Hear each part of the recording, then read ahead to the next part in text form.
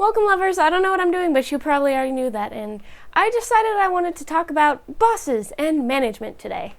I'm aware of the fact that I look like the mother of an anime protagonist wearing mismatched clothes, but I don't care. This is my December shirt, so you're just going to have to deal with this clashing with whatever else I'm wearing, and it's cold, so I'm wearing this. So, as an almost 25-year-old who's worked a good few jobs at this point, I've realized that one of the main things that determines whether or not pretty much anybody is willing to stay at a job is the management. So I figured I'd talk not only about the differences between good and bad managers, but in the process, tell you a couple of stories of my experiences. Per usual, when I talk about jobs, I don't have a lot to say about my first one, because my first job was teaching dance. We didn't exactly have a lot of overseeing with management unless there was like an issue, and I didn't really have an issue. So not much I can say there. However, my second job was a lot of direct contact with managers, which eventually led to a lot of people quitting. And of course, this is about The Bitch Manager, which had 2 full videos of me and just one of the other people that used to work there talking about it from earlier in my history of YouTube. She actually has since then been fired, but not for any of the reasons she should have initially been fired for, but instead for the fact that it was discovered that she had a sexual relationship with one of the minors that worked there, aka assault. Because, fun fact, minors can't consent. She is even worse than we thought that she was. Older teenagers or not, still pedophilia. So we have 2 main managers I'm going to talk about. From that location, we have a good manager and a bad manager. And if it were not for the good manager, I would have left a lot sooner than I did. A semi-recap of some of the big things about the shitty manager. She would constantly call you in on your days off, and if you said no, she would threaten to dock your pay or cut your hours, which is illegal, by the way. She would constantly keep you way later than she was supposed to, and if you tried to leave because it was your time to leave, she would again threaten with cutting your hours and your pay. She would constantly argue with, yell at, belittle, and generally bully pretty much everybody except for the 1 or 2 people who constantly kissed her ass so they could get away with literally anything. The kind of manager who would tell you, we're all family here, and then proceed to stick you in an area you know nothing about on your very first day, leave you alone for 3 hours, and then come back and scream at you for why you're not keeping up. She was so bad at keeping up the health code, she had to have someone else take the certification exam for her because she didn't know the answers, regardless of the fact that 90% of it was common sense. She herself was the very reason 90% of all new hires left within a week. And also the same reason that all the people that were good at their jobs because they stuck around for a long time eventually just decided, fuck it, I'm gonna quit because I can't handle this bitch. I could probably name at least a dozen people off the top of my head that left specifically because of her, including myself. Because guess what? If you treat all your workers like absolute dog shit and then demand they respect you in return, they're not gonna stick around. On the other hand, we have the good manager, Stacy, whose name I will say because it's not negative and I don't think that can legally come back to me. She was nice. She was supportive. She actually helped, unlike the other manager. She always stepped in when she was needed, even on her days off, even to the point that she would come in early and stay late because she knew we needed help. She gave us breaks when she knew that we were exhausted or not feeling well or just needed a break. It doesn't matter which section you were working. If you were really behind and needed help, she would jump right in and do whatever it took to help you without stepping on your toes in the process. She would come to our defense anytime the other manager tried to slander any of us or say things were our fault when they were not, and she would always come to our aid anytime there was a problem. She was hardworking, respectful, and she took the time to get to know us as people. So not only was she friendly, but she still maintained the differentiation between a boss and a coworker by making sure that when she needed to be more serious and a little more harsh, she was, without being an asshole about it. She is the very reason a lot of us stayed a lot longer than we otherwise would have, because thankfully, most of us got to work with her more often, which means there was a fair balance of being treated with respect to the bullshit.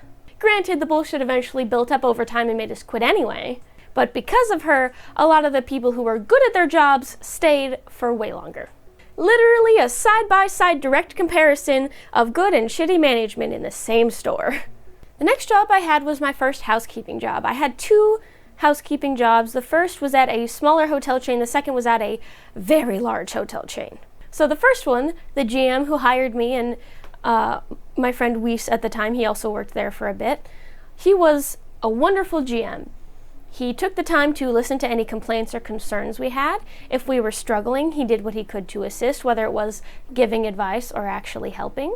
He tried to be understanding if it took us a little longer on a certain room compared to others. Because, fun fact, housekeepers are timed for every room they do. So if you walk into a tornado room and you know it's going to take longer than your typical time, he would be understanding if you let him know, hey, this room's an absolute disaster, I might be a little behind today. Granted, there was a general balance out when it came to you had this many people leaving, but have this many rooms of people staying to clean, because it takes less time to clean the rooms of people staying because you don't have to flip over every surface.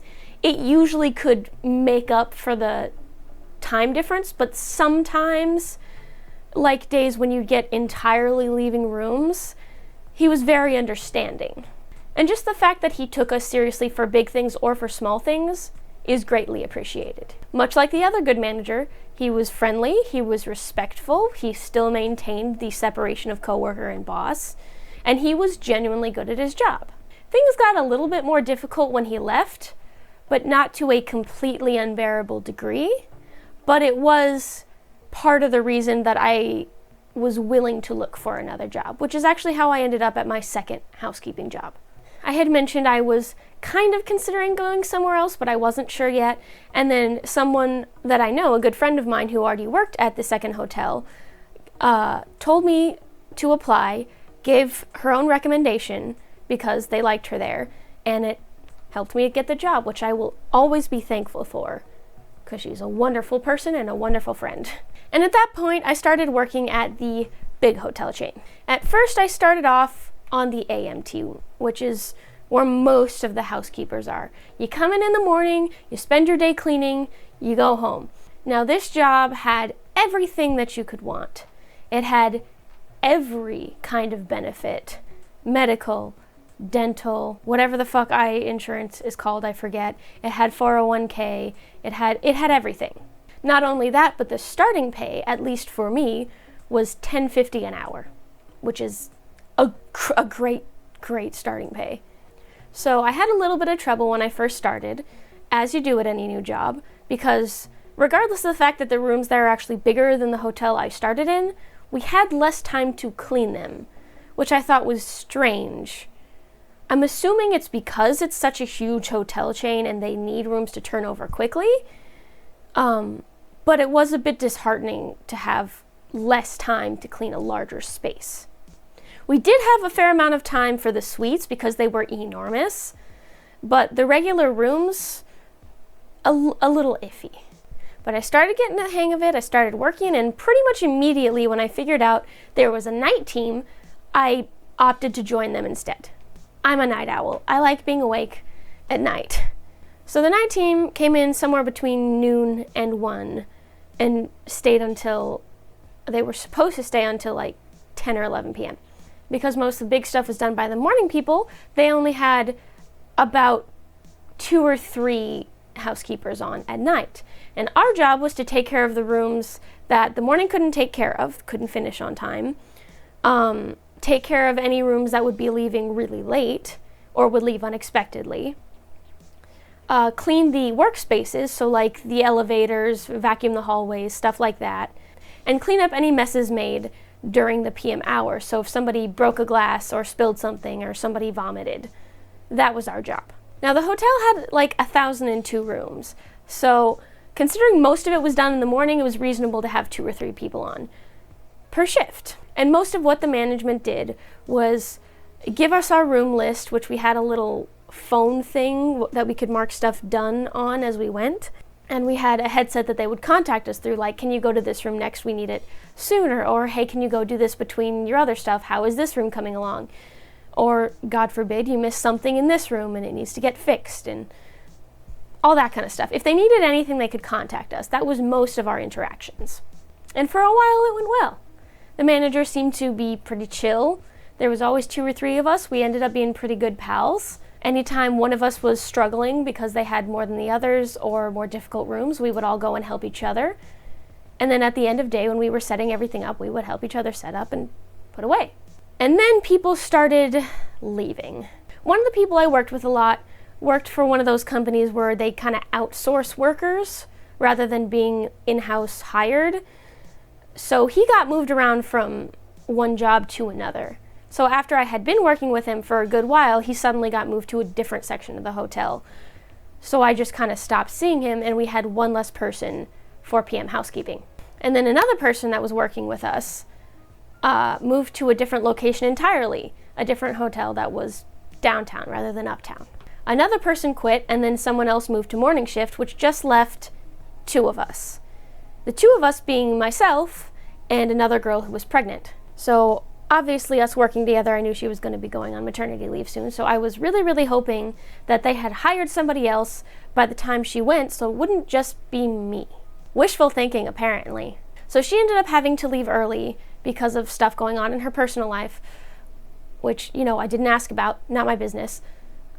But she ended up leaving earlier than expected, and then it was just me. Just me to work on whatever was left of the 1,002 rooms and other tasks to do every night.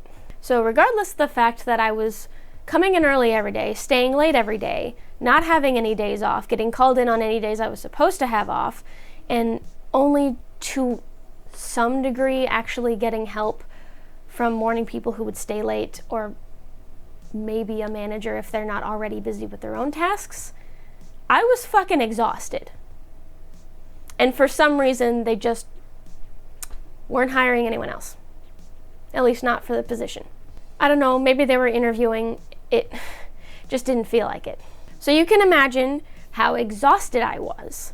And when you're exhausted and your job is involving paying attention to small details, you're gonna start missing things. I went to clean a big suite one day, and I was cleaning around, and I was trying to remember everything and get everything done. And I forgot to go on the balcony to make sure there wasn't a mess out there. Turns out there was something out there I should have cleaned, and I got in trouble for not going out on the balcony to check. I also got in trouble for missing a messy looking sheet inside of one of those zipper things where they have the extra sheets for the pull-out couch. I missed enough things that it was upsetting my managers a lot, and it got to the point that he just sat down with me and is like, this isn't just missing 1 or 2 things, you're being negligent. Were it not for the circumstances, I would understand his thought process, but calling an exhausted, overworked person negligent because of missing things, when no one's even tried to get more people on the shift, at least as far as I was aware, I quit that day. It didn't matter how many amazing benefits they had, or how many hours I was getting on good pay, or the fact that they had lunches prepared for our required lunch breaks every day. I was being worked to the bone and still being called negligent. I don't care how you slice it. That's not great management. Now, don't get me wrong.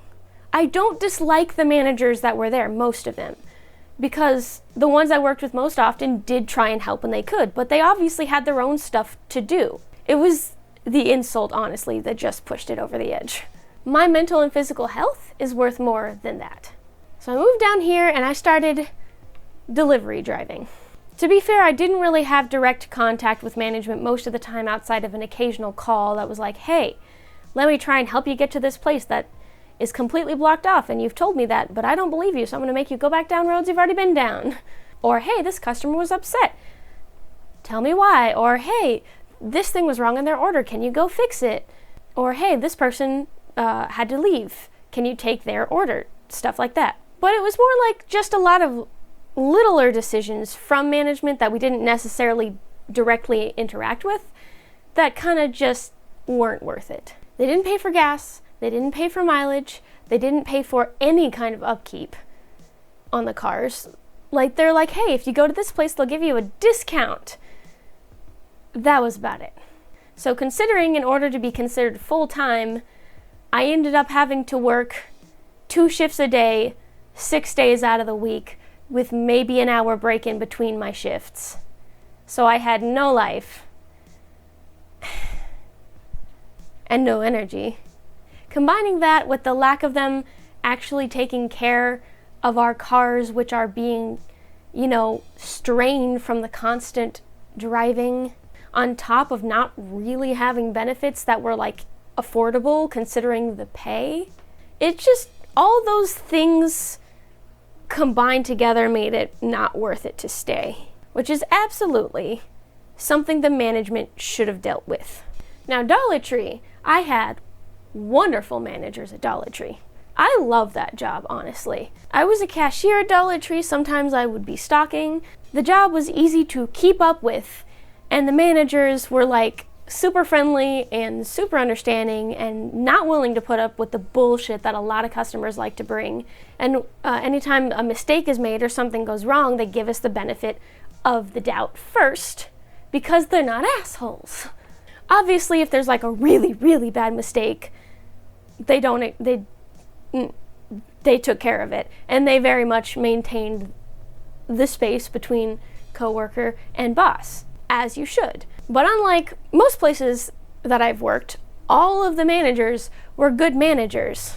The same traits: kind, respectful, friendly, hardworking. Great. And because I loved my managers and because I got good at my job, I loved my job. I loved working there. The only reason that I left was because I needed better pay. And that's not their fault. That's the corporation's fault.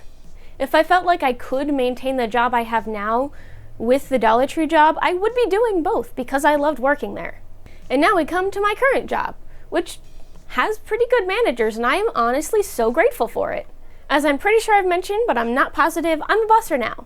We have 4 working managers and 1 manager that's on maternity leave right now, and all of them are just genuinely good to work with, for the most part. 4 of them, including the one that's currently on maternity leave, are all super, super chill. Not only do they generally leave me to my devices so I can do my job, but if I do get to a point where I could use some help, then instead of getting all up in my space, they actually go to the other tables that are dirty and pick up the big plates and stuff and take them to the back, so by the time I get there, I can finish it faster. Which, in my opinion, is the best way to help me. Same categories again: respectful, friendly, all that good stuff. The only manager I have even a slight complaint with is just because I have a thing about personal space and my workspace. I have a system. If I have a workspace, I have a system. And if stuff messes with my system, I lose my shit. Not like at anyone, just like internally, like a freaking short wire.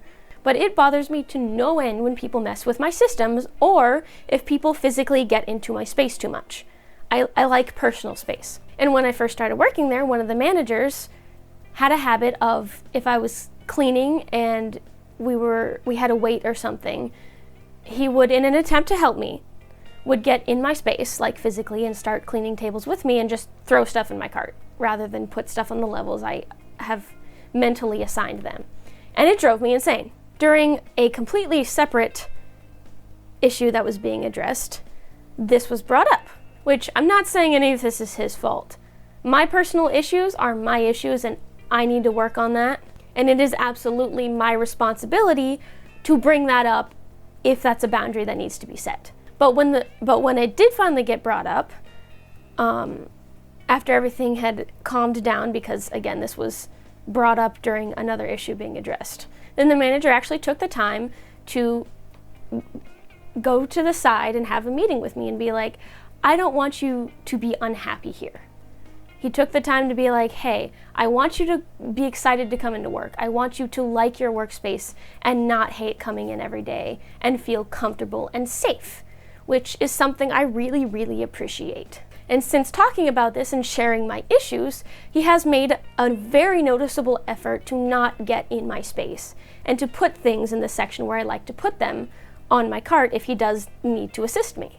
In the absolute massive difference it makes in a work environment for a manager not only to be kind and respectful and a good manager, but to also prove that they care about how you feel and your happiness within said environment, makes all the difference in the world. Is busing a job that everybody wants to do?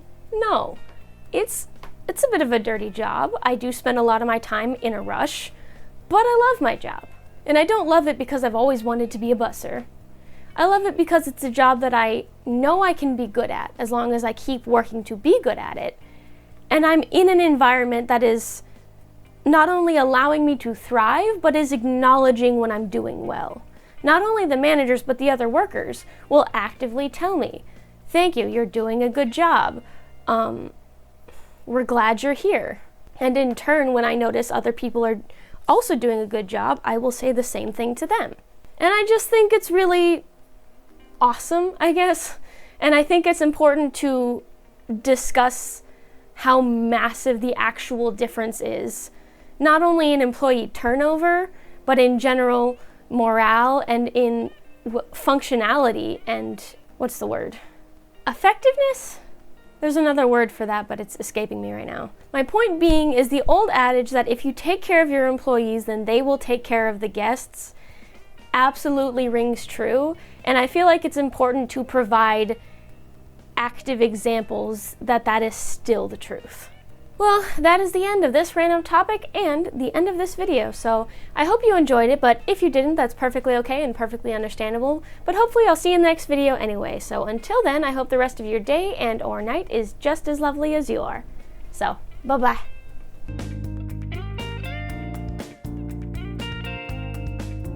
Are you a manager? Because you can manage me any day.